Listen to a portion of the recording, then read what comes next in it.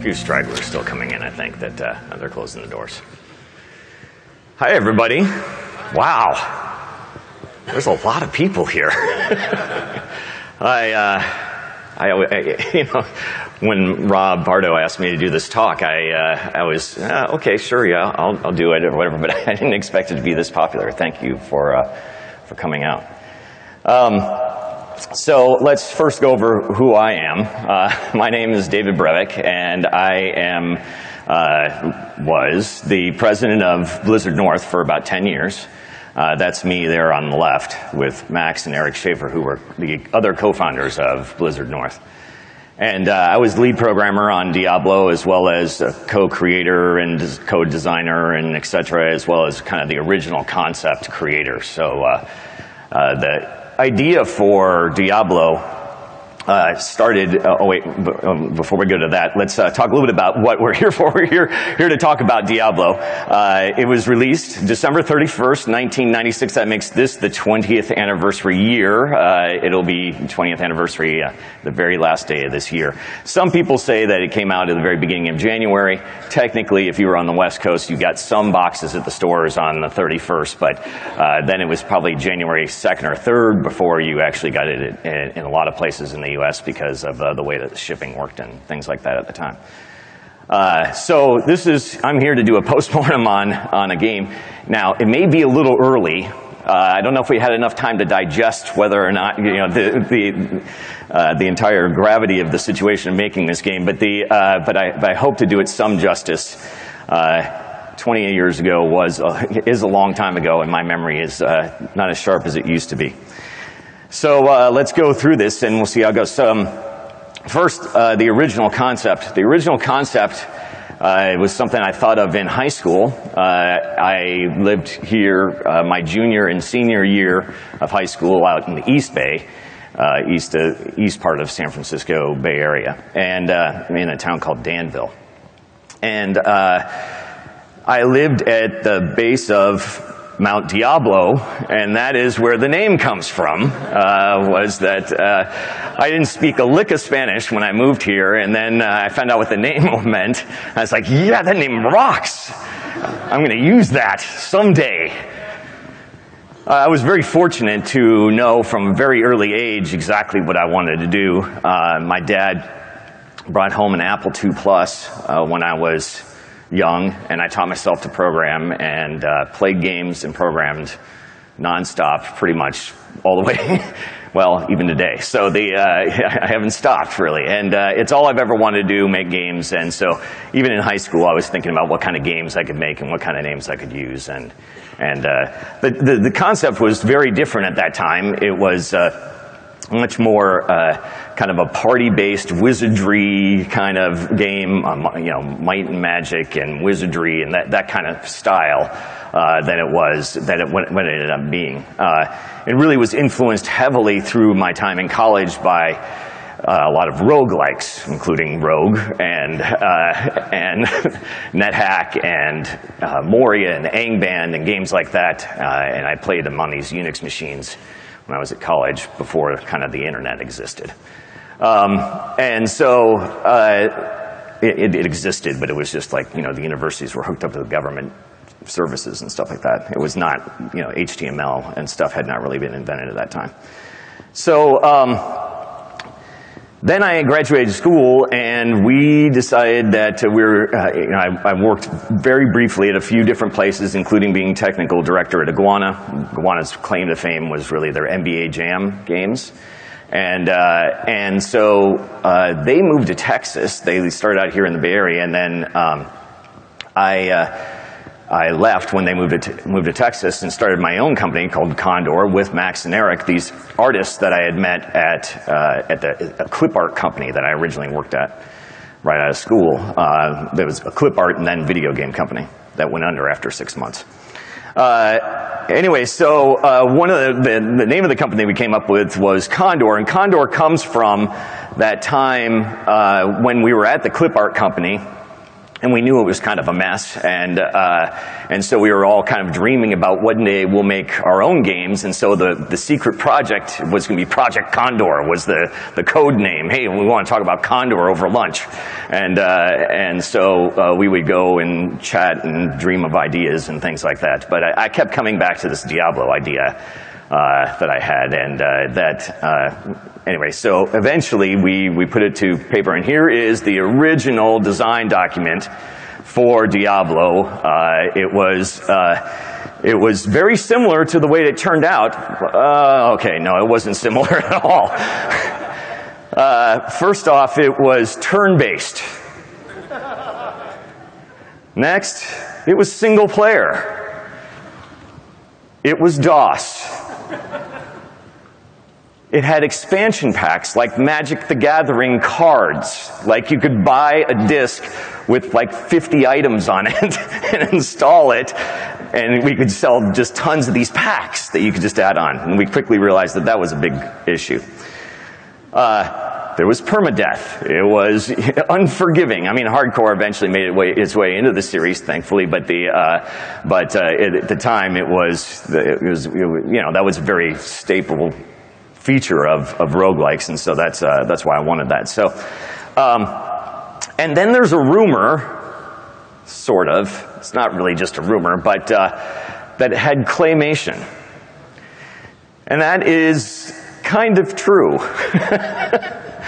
The original idea about the art style was that we were going to, and this was kind of about 5 years ago, Blizzard made a retrospective of Diablo and all their games or whatever, and in it they made this cute little funny, jokey cartoon of this demon clay thing coming out and like getting attacked and falling over, and it was very cute. But I'm kind of setting the record straight here.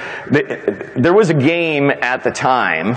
It wasn't just claymation, okay? So it was a game at the time that was called Primal Rage. And Primal Rage was, I loved the way that this game looked in the arcade. I thought it was really neat. It had this very distinct look, and because it used stop motion to make all of its characters and graphics. And I thought that they didn't have bump mapping and all these kind of, really fancy ways that you can make graphics look great now. They just didn't exist back then. And, or if they did, you needed like weeks to render it. So so we said, well, we'll give this a try. We'll see what this is like. And so we sat down and we looked into it, and we're like, oh my God, we're not doing this. This is a disaster. There's no way we can make all these models and photograph all these things and put them in the game. So that it was claymation and it wasn't really claymation. It was stop motion for about 5 seconds. So that was definitely that puts that to rest. It was they say claymation, I say stop motion, but there you go.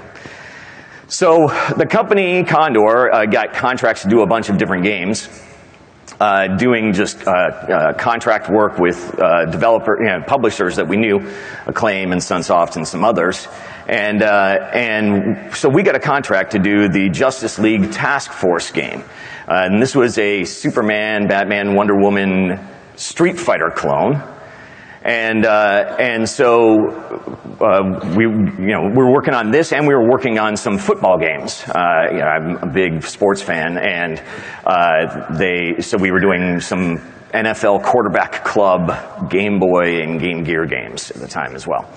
And so we show up at CES. This is before E3 existed. We used to have gotta feel like it's such an old guy at this point. Back in my day when we had our show next to the car stereos, which were blowing us out the whole time. And so we show up and we have our game on display, and we look over and wait, there's another version of the product for Super Nintendo. I'm like, wait, what? We didn't know that there was another developer working on the exact same game as us. The two had never talked. The publisher never talked about there was another contract. There was like, what the heck is going on? This is really weird or whatever. And the games were strangely similar. I'm like, whoa, this is really weird. So we got to know these guys, and their name was Silicon and Synapse, and so we got to talking at the show, and they said, oh yeah, well, you know, we're Silicon and Synapse right now, but kind of under the radar here, we're selling the company, and we're going to change our name, and we're going to make a PC game. And I said, oh, that sounds awesome. That's what we want to do. My dream, I have a dream to make a PC game. You know, I love PC gaming. It's the main thing that I play, and we're going to, someday I'm going to make this game. And we've been trying to pitch this game idea to a whole bunch of people, and we've gone around to 25 different publishers, this CES and previous ones, and handed out this document to a whole bunch of people, and they have said, no, RPGs are dead. There is no way we are investing in an RPG. This is ridiculous. You guys are out of your mind. Look at that. And you guys not only want us to invest in an RPG, but you also want us to sell a crap ton of discs, and that's a logistic nightmare, and that's just never going to happen. So I said, but damn it, the game idea is solid, okay? It's kind of a modern version of Rogue or whatever. And anyway, so we got to talking to Silicon and Synapse, and they're, oh, we're making this game or whatever, and we're going to change our name, and we're going to be called Blizzard Entertainment, and the game that we're making is called Warcraft. And I said, ooh, well, let me go look at it. So we went back, and they had this one room that was maybe 10 by 10, let's say. We'll be generous, and a little 10 by 10 kind of walled in, you know, semi-permanent structure kind of meeting room.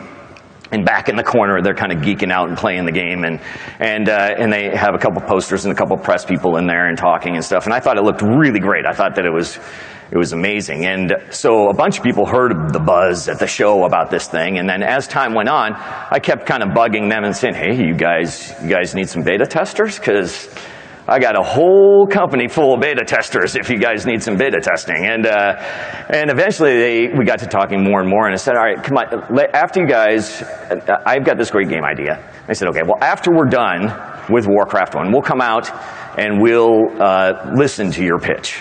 And I said, okay, well, that's all I can ask for, thank you. And so they came out in January of 1995, correct? And doing math quickly in my head. No. Yes. Okay. Somewhere right in there. And so they came out, and we pitched them Diablo, and then, you know, kind of the rest is history. And so we signed the contract to do Diablo with them.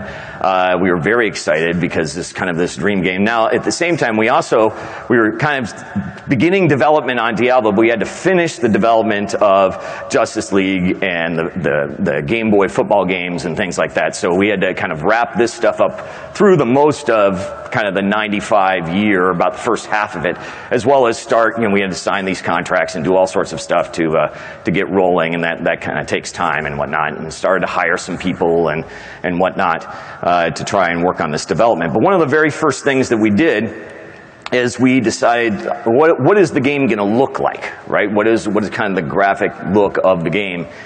And one of the games at the time that we'd been playing a lot and really loved was XCOM, and I still love that game to this day. I mean, there were a bunch of games actually during that era that Simtech made a whole bunch of really fantastic games right then. And so we took, and this was not easy back then, by the way, I kind of took a screen grab of XCOM and had a little cursored box that showed exactly the tile size and etc. And we wanted to emulate this look. And so we just took that and we put it right into Diablo. And so the actual tile square basis is exactly the same in XCOM and Diablo. They are the exact same shape and size. So all of the kind of technology we built was upon basically, you know, a screen grab from XCOM. So as you can see, that's a really early version of the game there on the right. You can see that, God, I don't even know what's going on in that picture. There's, I don't even know what those big black boxes are. I have no idea what we were even thinking there. Anyway, very strange. who knows? I mean, because it's got health and mana, and health and mana are reversed. I don't even know what's going on in that thing. So I'm going to get a little bit technical here. I hope that I don't, people start nodding off or something like I apologize, but I am going to get slightly technical here. So one of the things that went right. So also, before we get into this, just a quick note. I went through and I looked at a bunch, post-mortem in my mind, it's like, hey, here's 3 to 5 things that we did right, here's 3 to 5 things we did wrong, boom, bada-boom, bada-boom, done, and that's post-mortem. But I looked online and started watching some of the classic post-mortems, and they weren't doing that. And I was like, wait, okay, well, I already wrote my talk, and it was all the 3 to 5 things that were good and 3 to 5 things that were bad. I don't know what I'm going to do.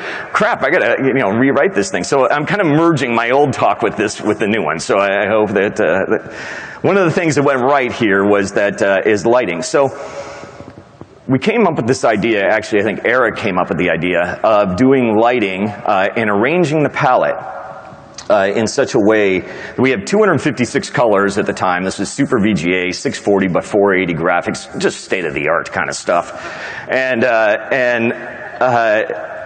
And so we had, 256 colors was a big deal. Okay. VGA, 320 by 200, is that what it was? 320 by 240? I don't remember.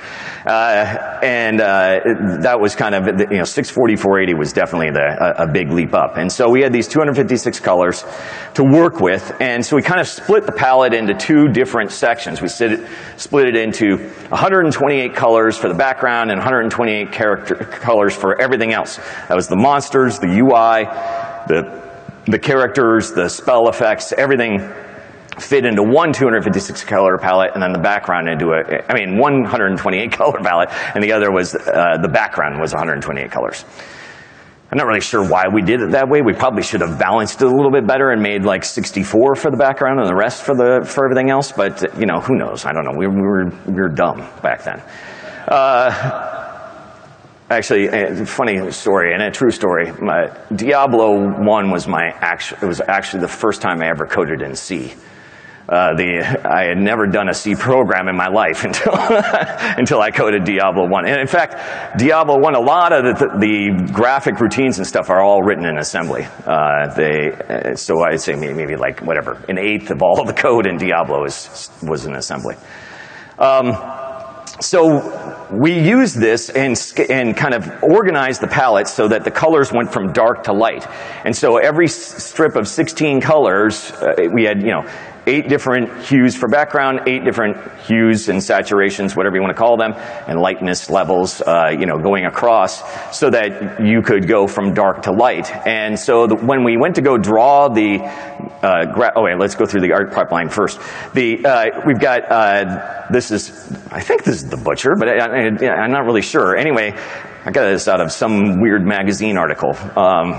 This was a very popular thing to do when we were when people were making game articles in magazines was, ooh, this is the process of making the art or whatever. And it was like, here's the sketch, here's the mesh, here's the solid render of it, and here it is textured. And it was like every article on video game making had this included. This was a standard issue art piece in every single article. Anyway, we would take this and we would actually render out the sprites, develop the models in 3D, just like it was actually this process. I don't think they ever went to a solid render, but we would then export it, and it would render out a series of sprites on a one sheet, and so it was kind of some sprite sheet thing. Then we'd use this program called Debabbilizer that would map that palette, these 24-bit images, to this specific palette that we had, whatever it was. If it was a background piece, into the background ones, and if otherwise, it would go into the 8 hues of the kind of the foreground and other characters. So we had this kind of pipeline where we would create the art, it would go through this process, this post process that would convert the palette so that they were all in the right place. And then we went to go draw it. Every square on the map would have a light level. And so you would use that light level, and it was up to 16 different light levels, and we would use that and combine that with the original light level. And then so those two 16 level things, those are both nibbles that make a byte. It was a byte lookup that I could then get the final light color, kind of the matching of the light color. And then, I knew what hue it was, and that was the upper nibble, and the new nibble on the bottom became the actual color to use. And so then I could write that, and that is how we did the lighting. We had these kind of two different tables and set up the palette in that way. And it was something that really had not been seen before at the time, and it really led to the atmosphere of Diablo. It made it dark and creepy, and that was one of the techniques that we used to really kind of bring out the atmosphere. So what went wrong in the graphics? And this one still gives me, I don't even know why we didn't change this, even when we knew that it was a big problem. So what went wrong were the floors, or I guess the walls, or I guess both. All right, so looking at this picture, you can see that how we drew the scene. And so the way that we would draw the scene is we would start it there at tile number 1, you can imagine, and then tile 2, and then 3, and then 4, and then 5, and then 6. And then so you kind of like went from the back, what was away from you, and kind of moved forward left to right and drew these tiles. And when you drew the tile, I drew the tile, and then I drew all the stuff that was on top of the tile right there. And so it's like, oh, it's got a player there, and it's got an item, and it has a chest or whatever, and so it would draw whatever is on top of the tile.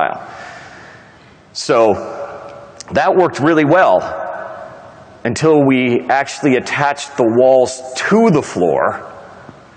And so when I went to go draw something and you were moving from one square to the other, your sprite would get cut off. You would be like halfway through your walk as you moved along, because you're here in this location in the kind of the 1 position, and as you moved to 2, it would draw 2 after it would draw 1, and so your sprite would just end up getting cut off. And so we had to fix this by actually moving you to the place that you're gonna be down screen, and then kind of negatively offsetting you back to where you were, and then slowly drawing you the other way. So in Diablo, and then we had to program all sorts of AI stuff where it was like targeting the right place of where you were or going to be and all this kind of stuff.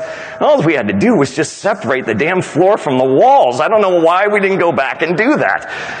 If we had just drawn all the floor and then drawn the walls, then and all the things on top of it, it would have solved a lot of these problems. Anyway, lessons learned. You don't have to worry about this anymore. The card does all this crap for you, so it's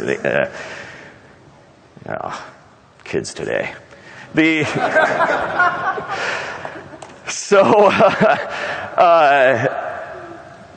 big controversy. So,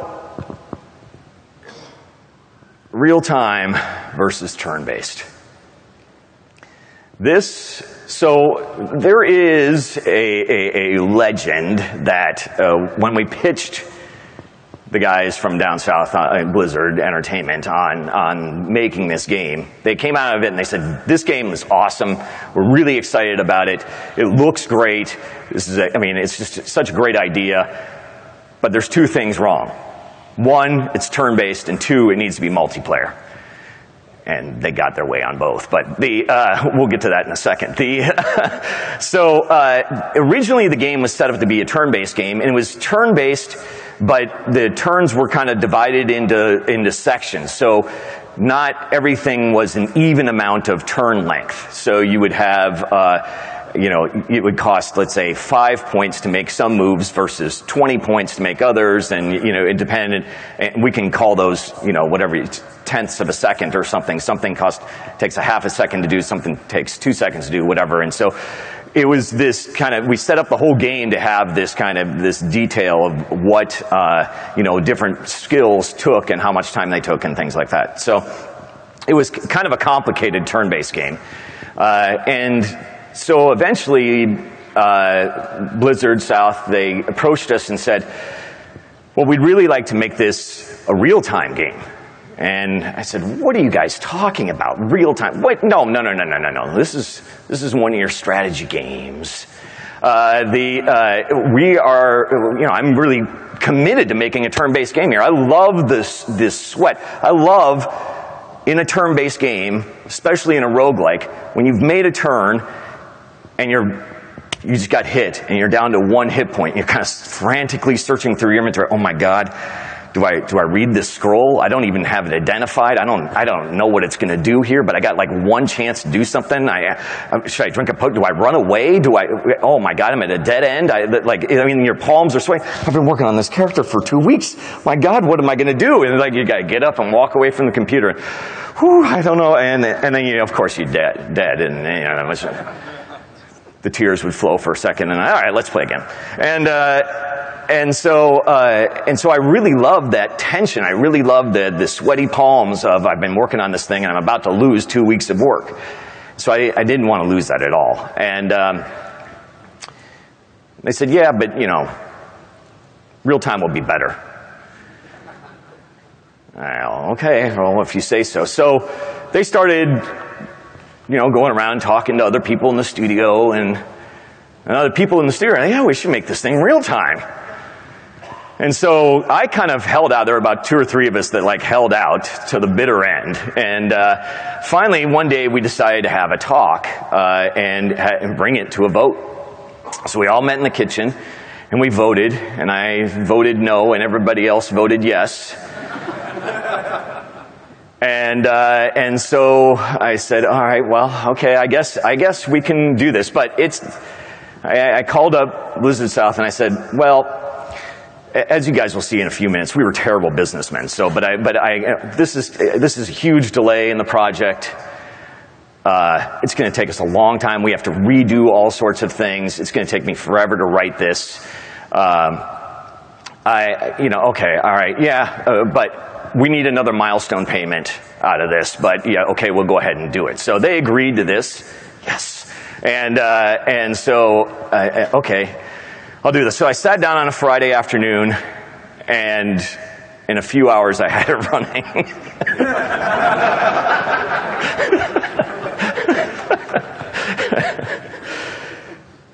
And so I can remember, yes, this is what went right. I can remember the moment that this happened. I can remember like it was yesterday. This is like one of the most vivid moments of my career.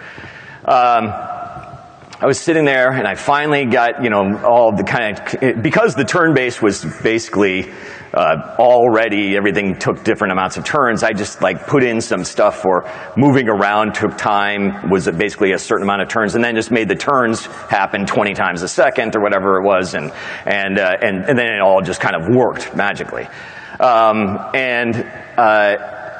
So I remember taking the mouse, and I clicked on the mouse, and the warrior walked over and smacked the skeleton down, and I was like, oh my God!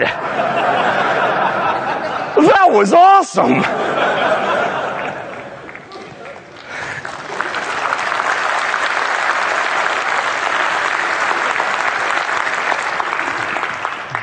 And the sun shone through the window, and God passed by, and the angels sung, and sure enough, that was when the ARPG was kind of born at that moment, and I was lucky enough to be there. It was an amazing, amazing moment. I'll never forget it.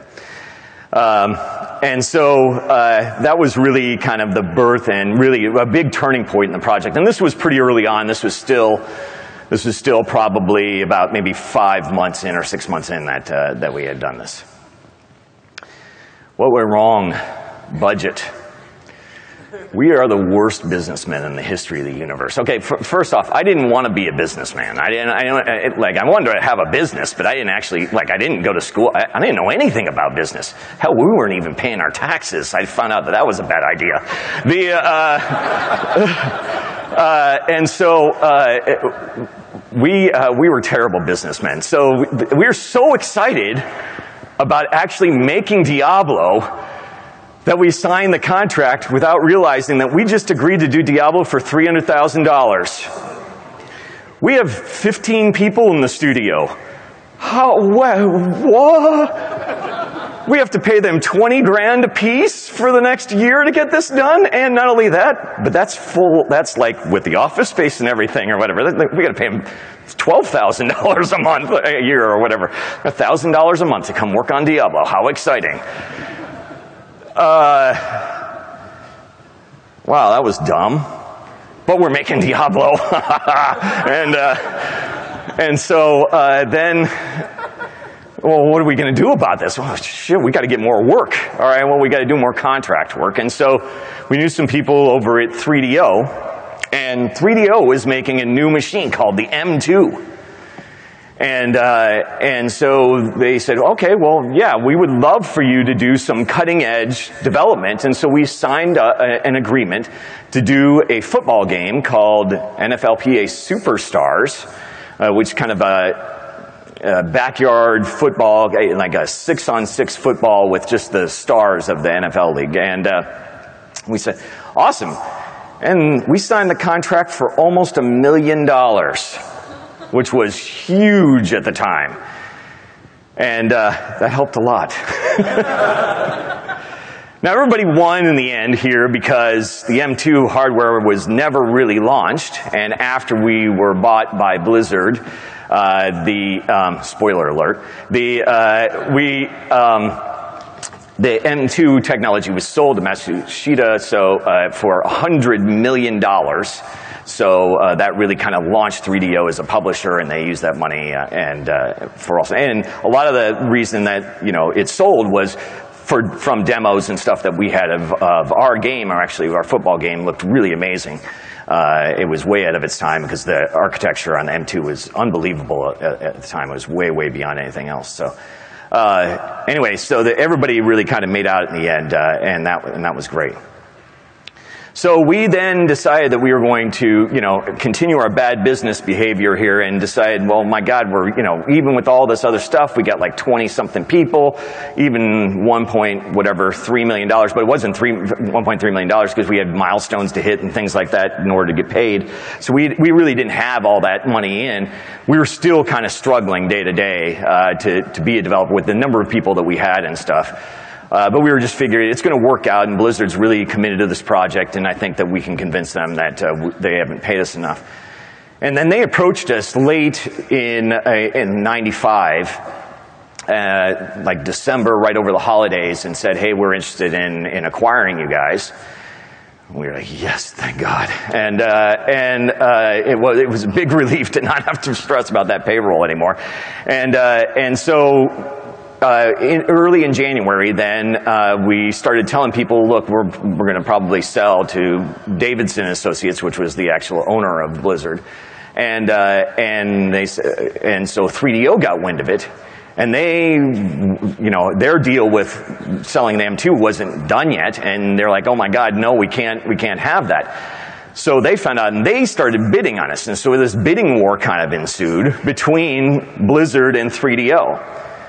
And in the end, we never really even almost considered 3DO. We went in there, don't get me wrong, I went in there, we listened to their pitch, and Trip Hawkins, who's an amazing speaker and super influential, like I went in there and I was like, 3DO to the moon coming out of there. I was like, oh my God, this is going to be so awesome. Then Blizzard said, well, we're not really going to budge, and 3DO was actually offering us twice as much money.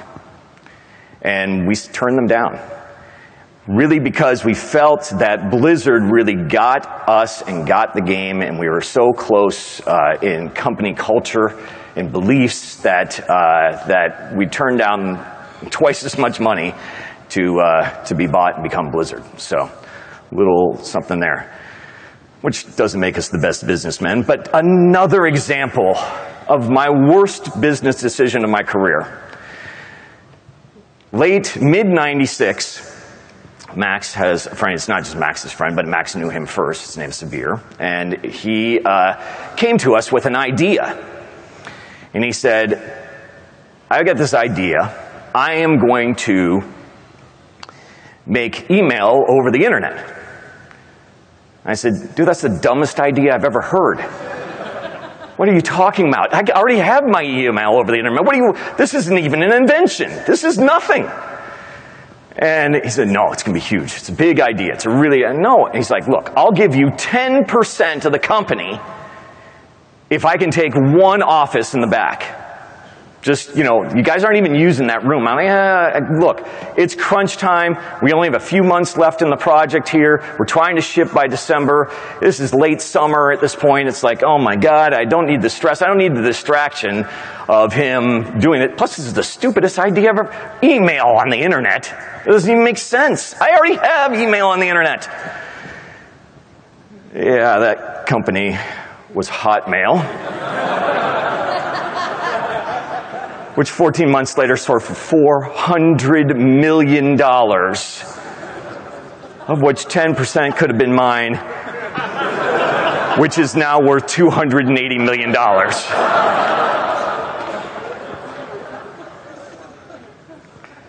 Whew.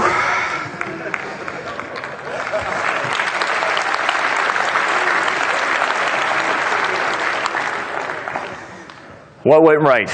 BattleNet. So 6 months before we shipped, maybe a little bit more than that, let's say 7 or 8 months, I think in May, Blizzard South had been bugging us for a little while because they were really focused on finishing Warcraft 2, and kind of after that was done, then the eye turned its way towards us and started, well, tell us more about this multiplayer stuff. I'm like, oh, multiplayer, yeah. It's going to happen. It's going to happen. Sure, this is my first C program, but it's going to happen. And so they said, well, we got this idea that we're going to make our own service. We're going to put it right in the box, and we're going to call it BattleNet. I said, okay, well, all right, I guess. I mean, that sounds pretty awesome.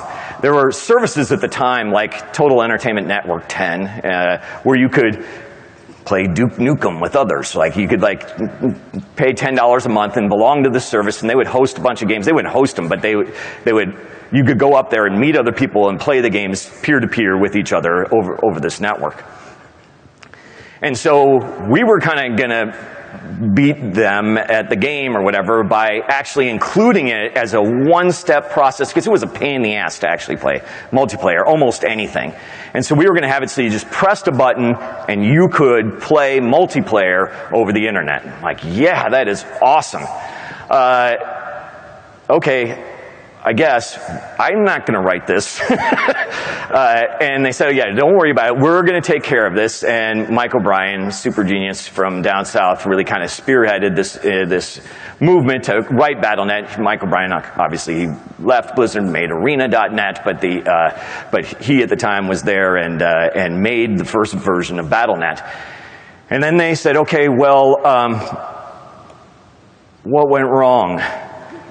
Multiplayer. We're going to come up and we're going to take a look at your multiplayer code. And they came up and they're like, you don't have any multiplayer code. Oh, shit. All right, well, in order for this to work with BattleNet, we're going to have multiplayer code. So a few of the guys from down south actually moved up north during the last 6 months of development and started making Diablo into multiplayer and integrating BattleNet into the entire thing. And so, I didn't know anything about multiplayer. I didn't know anything about networking at the time. I learned a lot through the process of doing this, and actually we were able to do all the networking stuff for Diablo 2. But this was kind of my first exposure to the entire thing. To me, it was magic. It was like, there's some kind of magic that happens, and then everything's okay. So what went wrong in multiplayer wasn't just that we didn't have multiplayer code, which is a bad thing, don't get me wrong. It was also that we didn't realize, it just didn't dawn us. We knew people were going to be able to hack because it was peer-to-peer. And that means that everybody's kind of in charge of their own shit, and we've got, whatever, we're gonna do our own stuff right here, and, if you want to cheat, go ahead and ruin your little game for yourself. That's fine. We don't really care. And then it came out, and like instantly we're like, oh my God, they can just upload the cheats and everybody can cheat. Oh my God, I didn't even think about that. So obviously the number one thing that we wanted to fix with Diablo was the rampant cheating that happened, and so going client server and for Diablo 2 was definitely necessary. So some of the good things and some of the bad things there. So DirectX and PC Gamer CD. So late in the summertime, in the kind of September-ish time frame, DirectX was kind of taking off, and Windows 95 was kind of taking off, and DOS really sucked because it was really hard to run games under DOS because you had to know, hey, what's your IRQ of your sound card, and is this extended memory or expanded memory or blah, blah, blah, blah, and you had to have, you know, PhD in computer science to actually run games. And so DirectX was going to solve all those problems. Now that's what they had said with WinG as well, so people were a little reluctant, which they dropped like a hot potato, and so I don't know about this DirectX thing. So we kind of waited a little while, and then DirectX said, well, we would like there to be a demo of Diablo on this CD, and we're going to send out 1 million copies of the CD. And we said, okay, I think we'll make DirectX now.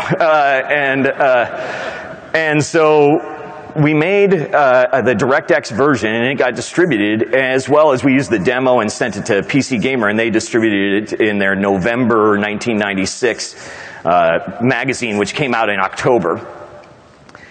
And so I was kind of rummaging downstairs and actually found the disc, and I actually got it running.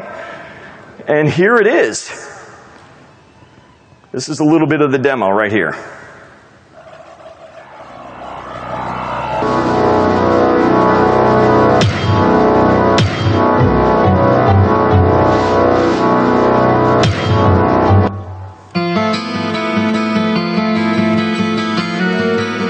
Now you'll notice a few things here. The interface is much different. The panels are reversed.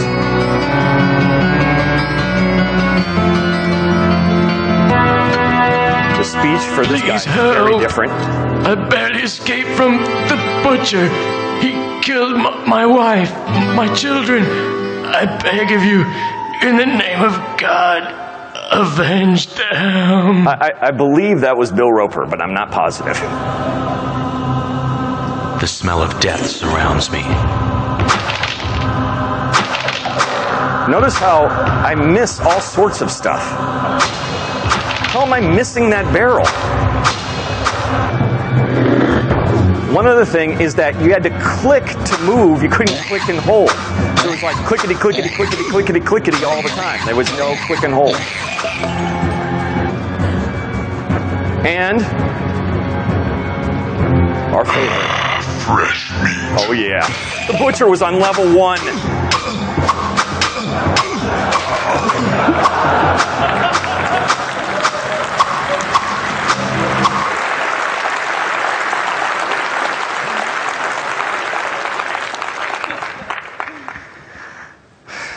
I can't believe that still ran. That was amazing. I was so excited when I got that thing running. So one of the things that with that CD that really we got tons of great feedback, and out of that came a strike team, which I'll talk about in a second, that kind of processed that feedback, and we used that feedback to kind of iterate on the game and the interface and things like that. But right off the bat, we knew what we wanted to do with interface. One of my favorite games of all time, and one game that was super popular at the office, was NHL 95. And what we loved about this game, and didn't like about RPGs at the time, was that RPGs, it was like 25 minutes of character creation. It was, tell me about your backstory, and like, what town do you come from, and what color are your eyes, and like all the, which was great and stuff, but it was like, it was 20 minutes to actually get in. What I loved about NHL 95 was like clickety click click. I'm skating around, I'm body checking. I'm like, and so it was it was like that quick action that we really wanted. And we loved the Doom style menus, right? And then it was really easy to navigate those kind of things. So we want to do the simplest interface that you could possibly do, and that was something that we really prided ourselves on. We actually had this thing called the MOM test, which is kind of terrible to say at this point, but it was back then. It applied a little bit more. My mom actually became a computer expert, but at the time she was not. And so it was, would my mom be able to play this was really kind of the test. And sure enough, she could. So and she liked it. Actually, she became pretty good at it. My father-in-law actually still plays a ton of Diablo 2, but that's beside the point. So anyway, we really wanted to create the simplest interface possible, and I thought that it was very, very effective. One debate that we had, that was a very hotly debated thing, was what to do with the auto map. And at the time, a lot of the auto maps in role-playing games were like a piece of parchment, and it drew the grid, and you could put your pen on it, and you could type in notes, and you could do all these kind of things. Like, it was the wrong pace for the game completely. And at the time, a game called Dark Forces came out, which is one of my favorite games, and I love that game. And they had this cool overlay on top of the screen. So it became this kind of almost meme around the office, in which there was a lot of controversy, and finally, are we going to do something modern and cool? Are we going to do the cool Dark Forces way, or are we going to do this crappy old parchment way? And eventually, a lot of things, it was this, all right, we're going to cool Dark Forces. This was the code for, we're going to do kind of the modern thing. So that led to the auto map, which changed a lot. The Strike team gave us a bunch of feedback on the interface, and we did a whole bunch of changes. One thing that you will notice that I was shocked to remember is that we invented the hotbar sometime in the last 3 months of the project. On the left screen, at the very lower left, there was one slot where you could put one potion down in on that like gold background on the lower left. So the interface got much nicer. We cleaned it up. I think that, in all fairness, the interface got much nicer simply because we kept changing it over and over and over again. So we didn't want to make it look too nice until it was the final version.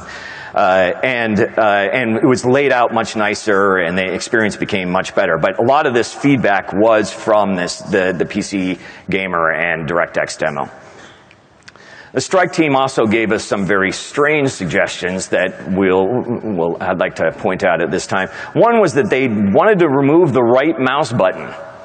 They didn't want right mouse button to be using skills. They wanted you to have to bring the skill book up, click on the skill, and then click on the monster or whatever in the window. That was very controversial for weeks and weeks. But the most controversial is they wanted cooking and food to be in the game. I can't even imagine what that would have been like. Well, I kind of sort of can, because they put food in World of Warcraft. So I think that the premise was the same, but Diablo with a food meter was definitely not on the list. What went wrong? So here's a little bit of a personal story. One of the end was really, really rough. We crunched probably for the last 8 or 9 months, something like that. And it was all day, every day. I would get up, usually at about 4 in the morning, and I would drive to work. I'd pick up my brother, and we'd go to work. And then I would work until, I don't know, midnight or so, and go home and get up and do it again.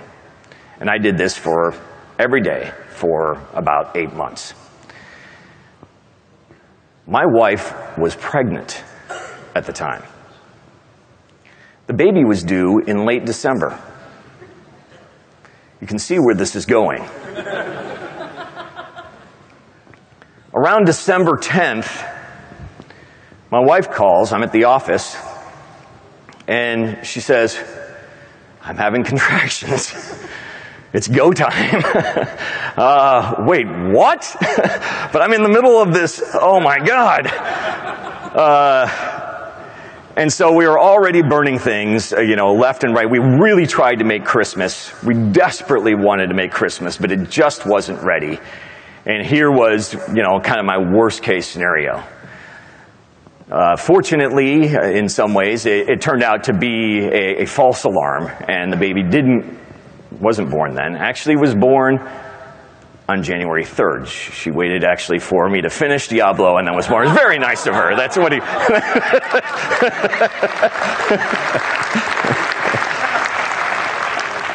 So, one of the things about crunch, I think crunch gets a little bit of a bad rap, and it should.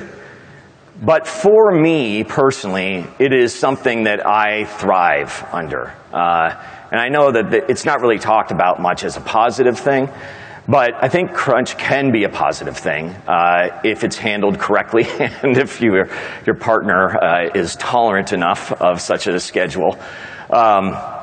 But I think that for me, we really came together as a team. We were always very, very close. We would do all sorts of things together. We hung out at the office all the time and went out to lunch every day and did all sorts of things together. And but really, those kind of stories and the late night hours and the goofiness that happens, as well as putting in cows that you can click on and things like that, just they end up happening late at night, and that in kind of the stress and goofiness of the entire situation. So it was really rough, and it was difficult personally, and I was quite burnt out for about 2 months afterwards, 2 or 3 months afterwards. I thought that it really made the product shine. We were super ultra focused on making this thing great. And that really made a big difference in the end. So though it was crunch is never fun, I think that sometimes, especially for myself, it's a necessary evil. So, kind of the home stretch. We finally got everything in the game, including Diablo. Diablo got put in, and so we decided we were going to put the whole game to a test. We need people to kind of play and iterate and work on this.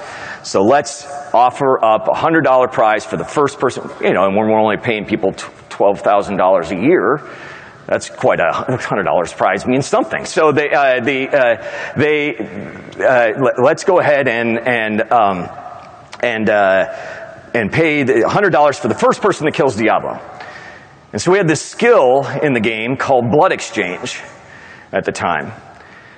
And so what this skill did is it swapped your hit points with a monster. Well, we didn't think that through, did we? And so this person, Ben Haas, he ended up finding the skill in the game. He runs down to Diablo. He swaps his health. He's nearly dead. He swaps his health and he kills Diablo 1 below. And we promptly yanked the skill out of the game. So anyway, that was it. And then Diablo finally got finished and was released on December 31st, 1996. And turned out to be something that I'm very proud of, and something that will be remembered for a long time. And I'm just so happy that I was able to participate in, and so lucky. Thank you, everybody, and I will take questions if people have some. So go ahead and.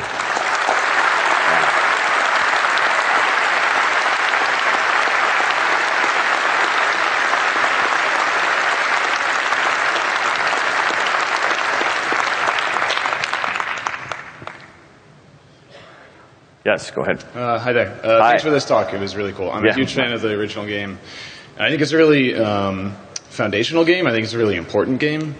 Isn't it true that there's no way to buy and play Diablo now? I do not know. I have a copy of Diablo right here. Okay, well, the Amazon Marketplace is certainly one. It's unopened.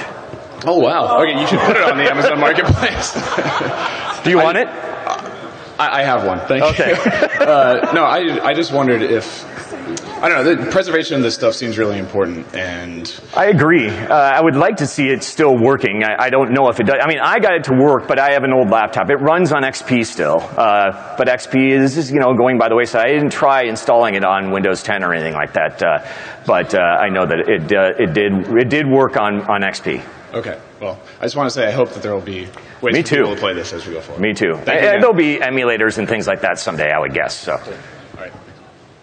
Yes, over here. Hi. So first off, thank you for the talk. It's great for fanboys like me who got into stream because of this game.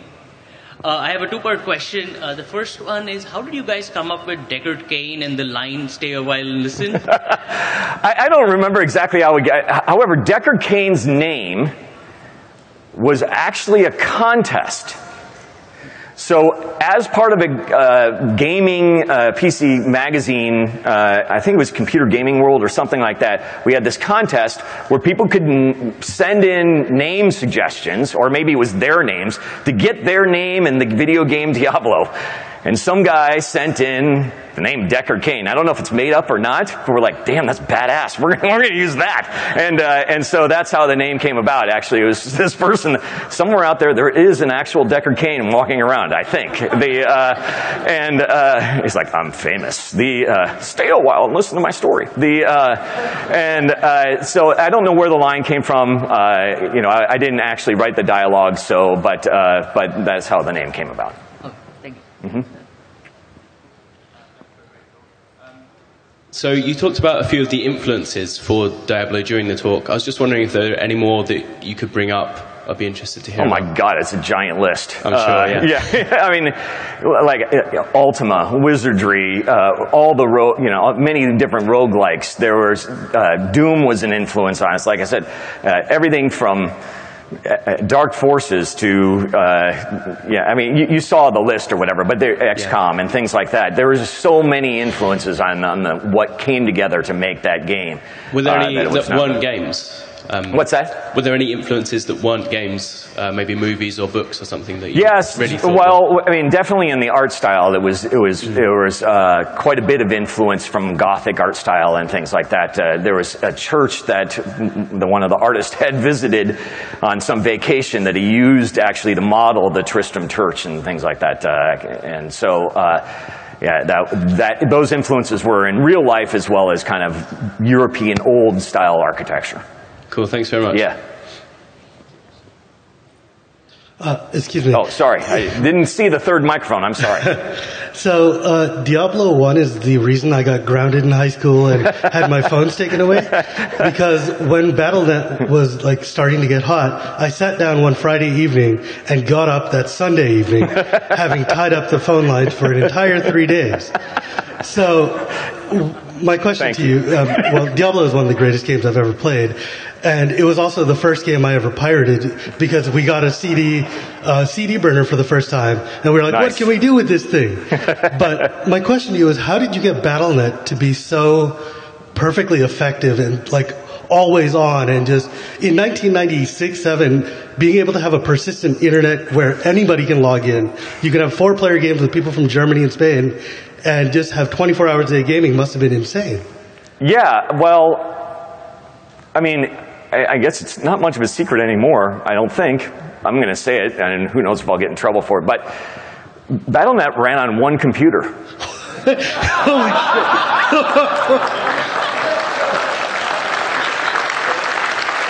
That is bonkers.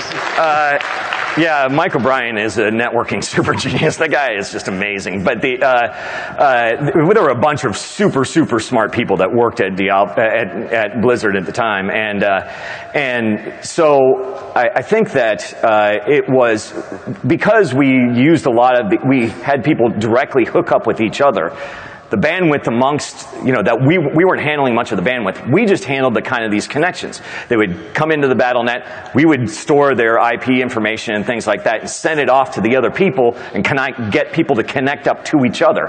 So all it really needed to do was get this connection, kind of send it off to other people, and then that was run like a chat room or whatever, which is really not much. Even back then, it was really not much processing that needed to be involved in that. And so it was able to run very, very fast, very quickly. And there's many games, many MMOs and things like that now that they'll have 4 or 5 computers running the front end that kind of mask the back end or whatever, so that you can't actually have access to the hardware, but you connect to these connection servers, and they'll have 50,000, 60,000 people simultaneously on these things, and without much of a problem.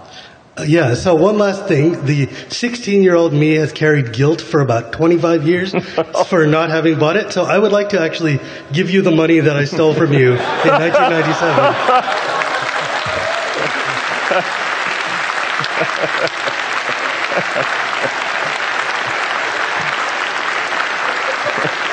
Thank you very much. Thank you.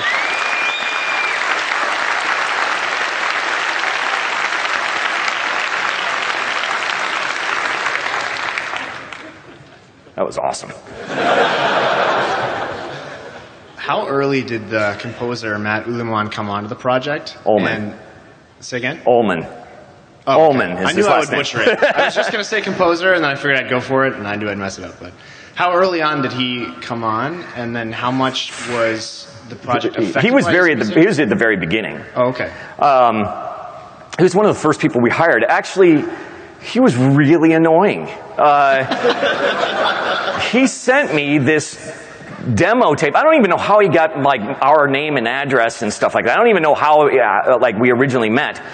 But he sent me this mixtape with video game music, and he would call up and he would write and he would like kept pestering us like, how'd you like my demo? Yeah, sure. It was good. I still hadn't listened to it. Yeah, no, it was great. It was.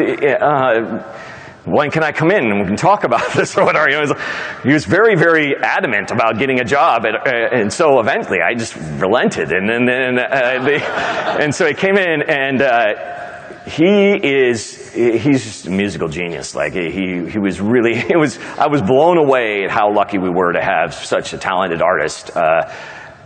With us from the very beginning, and he was a huge influence on kind of the atmosphere of the game in general. I mean, that town music is just so haunting and beautiful, and so I think that he came up with the most ingenious ways to make sound effects. Like the sound effects for the skeleton are pencils and dice in a little rolly cup, and there's all sorts of things like that he came up with. That it was amazing to see him work. And it was funny. He would work like 2 hours a day, and the rest of the day he'd just be kind of farting off. But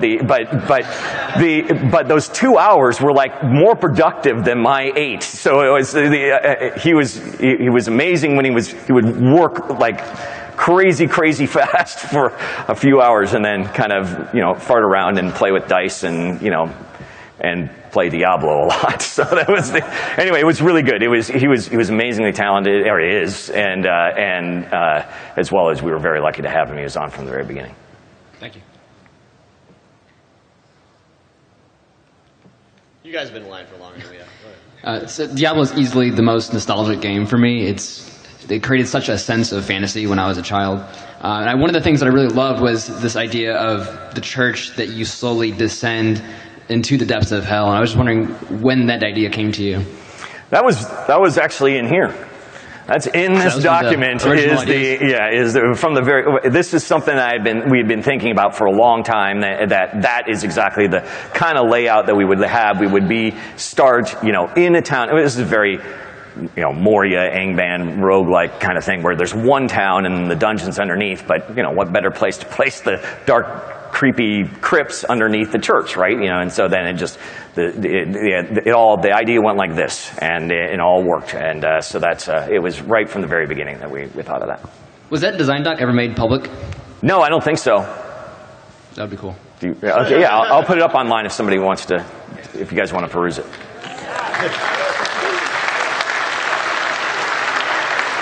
I'll mail out an URL, or I'll tweet a URL where you guys can see this later. If you guys want to follow me, it's really my Twitter name. You may not remember it. It's David Brevik.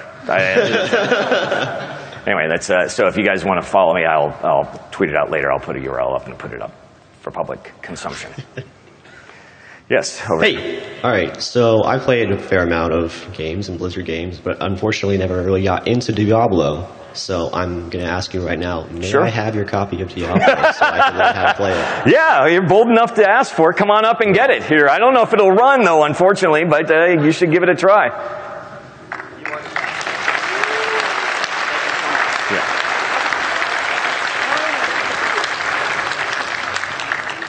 Better put at least 100 hours into that. Great talk. Thank you very much for giving it. I figured I had to ask you something. So where did the advent come from for the when you finish, you beat Diablo, it starts over, and then you play again, and the multiple difficulty levels that continue. Well, the multiple difficulty levels was something that we wanted to extend the gameplay or whatever, to extend the runway. It was one thing that I didn't really like about some of the roguelikes, you know, you kill the boss and the game ends or whatever. I thought, well, we can do the same thing that we have, and with very little work graphically and things like that, no new levels and whatnot, we could actually just go ahead and expand the content, make it last for a lot longer, / forever. You know, it's going to take forever to get to level 100 or 99 or whatever it is. And so that was kind of the intention from the very beginning. God, now I've lost my train of thought. There was something else that you reminded me of, a different story, and I can't remember what it was. But anyway, it's fleeting now. I'm sorry. Anyway, so it was from the very beginning that we intended on extending the gameplay. Awesome. Thanks. Well, I thought you were going to talk about the gem in the head, by the way. That's why anyway, go ahead. Over there. Something I always liked about Diablo is not only that that there's a great loot grind that goes in, but also that there's a sense of place. Some other loot-based games that I've played before, for example, Destiny and The Division, they either had one or the other. They either had a lot of great loot drops, but the sense of place was terrible, or they had a great sense of place, some place that I feel invested in, but just not enough of the game itself to keep one going. What would your suggestion be for somebody if I were to make a loot-based game to both make the world interesting and loot drops be interesting? Yeah, I think that the reason it feels like a real place and what really helps is that it's small. When you don't have to make tons of places and make each one identifiable, it makes the job a lot easier. If you can keep the amount of content, the amounts of locations to a minimum, then you can really make those flourish. You can make those, really expand them and put a lot of detail and a lot of backstory and whatever you want into it to really make it feel like a place. All right, thank you. Yep. Go over here. Hey, so I have to admit, I missed out on Diablo 1, and to even get to... And you missed out on the copy now, too. I'm no freeloader. And to even play Diablo 2, I had to beg my parents, and it was this whole spiel because I was definitely not at the mature threshold. Anyway, so my question's about Diablo 2. Sure. The chat gem. Yeah. Deactivate. I know it's come up a million times. I get asked this a lot. I'm still not telling. There's no satisfactory answer. My wife programmed it, and it's not, you know, I'm never going to tell you what it is. Sorry, it's hers to tell. All right, thank you. Awesome. So, after coming out with Diablo, and it was a huge success, you mentioned that you were burnt out for like 2 to 3 months afterward. How did you come back from that, and like, how did that really affect your next project, and even the time after that next project? It didn't affect the next project. It was even worse. Diablo 2 crunch was the worst crunch of my life. I crunched for about 1.5 years on Diablo 2.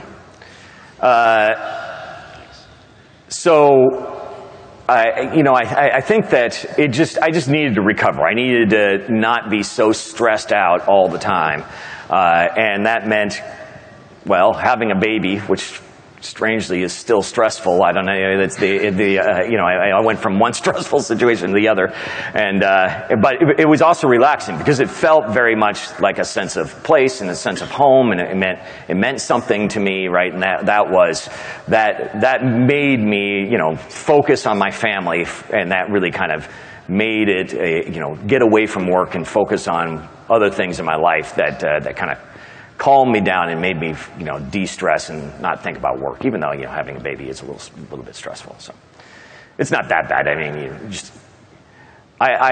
so everybody has mutant powers. My mutant power is I don't need sleep. And this is actually pretty well known. I stayed up for 96 hours straight and things like that during Marvel Heroes. It's a little weird, but having a baby, that's the biggest complaint that people have is, oh my God, I'm not getting any sleep, but it didn't really bother me, so it's not as stressful a situation as I think for most people. Anyway, so that's really, getting back to it, other things besides games really grounded me and really made me appreciate other things, and And it took us probably 2 or 3 months after that, because we said, oh, we're done with Diablo, we're going to move on, we're not going to do Diablo 2. And it probably took 2 months after that before we decided to actually do Diablo 2. So playing Diablo 1 and 2, I was quite fond of Deckard Cain, and spoiler alert, how salty are you he died in Diablo 3? I think it sucks. You know, I love that character too, and you know, it's a shame that they went that way, but you know, I have no real influence or control over any of that, and they're going to do what they want to do, and you know, I was sad to see him go. That's the way it is. Need a eulogy for him, I think. Yes. Guy, you can ask a question. Thank you. What is the story with the Hellfire expansion? Oh my God, really? You're going to bring that up? I'll tell it quickly, but basically it was not made by us. We had a design doc. They didn't follow it. They made a teddy bear quest. I was fucking pissed. And so then that's really it in a nutshell. It didn't work out. It didn't sell like I wanted to. I mean, Davidson really wanted an expansion for the product, but we were going to move on and make Diablo 2 at this time. But Diablo 1 had sold so well that they really wanted this, and we said, well, so Davidson Associates and Sierra Online were owned by the same company at the time. So Sierra Online and Blizzard and all was one company. And so some people over at Sierra said, well, we've got a team that could make this Hellfire expansion. And so we said, okay, and we sent them over a bunch of stuff, and it just didn't work out. We couldn't communicate well with them. I was really upset about the entire thing. And in the end, I just kind of have disavowed it. Now, whether or not that's the right thing to do or not, I don't know, but you know, I'm still a little upset about the entire way that it went down. Sorry to upset you. No, it's not, it's fine. It's just that, you know, it wasn't really a Blizzard North product, and they didn't listen to us, so that's, what can you do? Yes. So first, Diablo's like my favorite game I've ever played. Thank you. So thank you. I was actually curious about the auto mapper. Like, I don't know if I misunderstood that part, but you know, after all the times I've played it, started to notice like motifs, like certain rooms would be built. Like, did it build it in chunks, or did it? No, actually, the entire game is tile based, which changed for Diablo 2. It was actually room based in Diablo 2, but first one was purely tile based. I would set down some patterns when I was doing the different tile types had different level generation algorithms. And the first one was like, I built a hall, and the hall could have 2 or 3 big rooms off that hall. And then off those big rooms, then it would randomly generate a series of rooms connecting to each other off that could connect to each other or not connect to each other. It just didn't matter. And then we would like place down stairs in a random location, which, you know, you often saw. You would come down the steps, and then the stairs down would be right there, and things like that. So it was but it was purely tile-based. Not only was it tile-based, but all of the tables for how the entire thing looked there was no tool for this. I had like hand code, when you get this particular intersection with this particular pattern and these 4 squares connected to each other, display the graphics this way. And if there was one of these things next to it, put a shadow on the wall, and like all of these kind of things. There were 8 zillion little exceptions. And in fact, we got down to the caves level. And in the caves level, we did the generation, and it looked terrible, and we didn't know what to do. And so we had to black out kind of the bottom part of the cave level. And then we realized we couldn't have doors downstream like we could on other levels. So in the caves, there are no doors leading down, down left or down right, and so all of them are up there. So each one had its own particular set of, the only way it generated.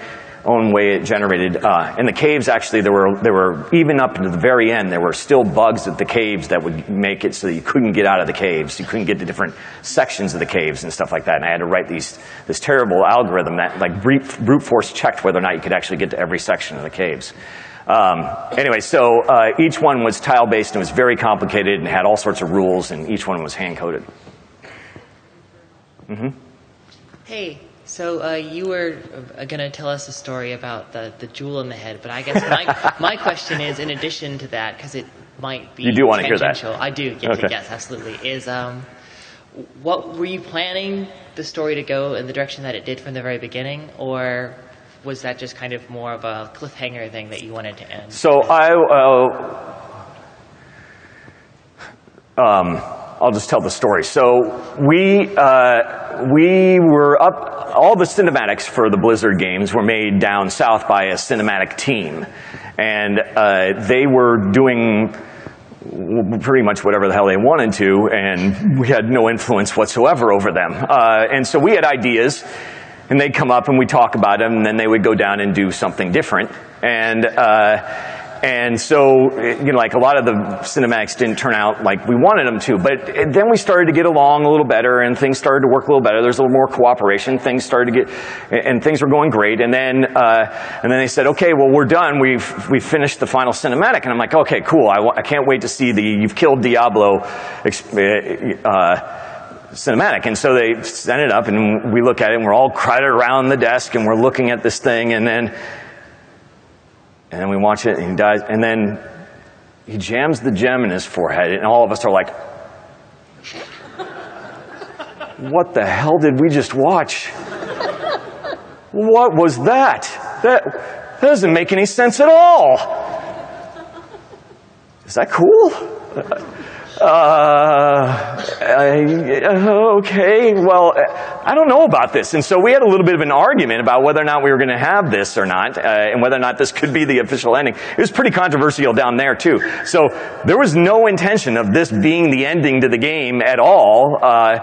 But in a lot of ways, it turned out to kind of make sense. Because of the ability to kind of play the game over and over again, it kind of set up this weird, not really much of a story. You got to really stretch the truth to kind of get back to Diablo still exists kind of thing. But it was that was kind of some of the premise of you become Diablo, now you have to defeat your old guy kind of thing. And that was kind of the idea behind it. Whether or not that really worked, or what it means, or what it meant at the time, or did it? No, it didn't make sense, and that's just the way it was. And never our intent to do that, but that was the way it was, and it stayed that way. And actually, now looking back, I'm quite happy with it. Actually, it's just weird enough to remember.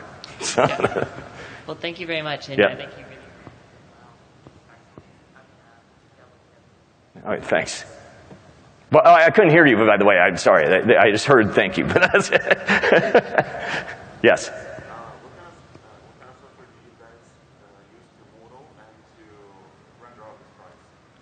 To render all the sprites and stuff, we just used whatever the computers were. At the time, we used Autodesk 3D Studio Max to make all the 3D models and stuff at the time.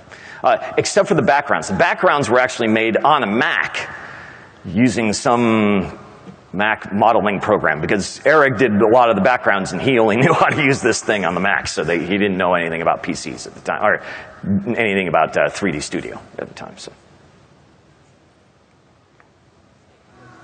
Oh, they're kicking us out. I'm sorry. Thanks, everybody.